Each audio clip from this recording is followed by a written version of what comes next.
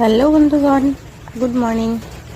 যেহেতু আজ বৃষ্টির দিন, তাই একটু তাড়াহুড়ো করে রান্না করলাম। বৃষ্টির দিনে জানেনই তো উঠতে দেরি হয়, তাই ভাবলাম খিচুড়ি করে নিই। কুকারে একবারে এই যে তেল দিয়ে দিলাম, শুকনো লঙ্কা ফোড়ন, যা যা ফোড়ন দেওয়ার, 5 ফোড়ন,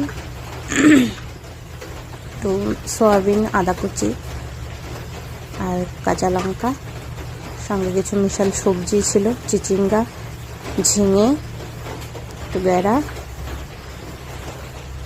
আর আলু, 2টো পটল। এগুলো সব সবজি একসাথে দিয়ে খিচুড়ি করব। ডালগুলোও একবারে দিয়ে দিলাম, ভেজে নিলাম। এবার সবজিগুলো দিলাম। আমরা যেহেতু 3 জন মানুষ, তাই এত চালও 1 কোটোর মতো দিয়েছি, মানে 250 গ্রাম চাল। এবার একটু গোলমরিচ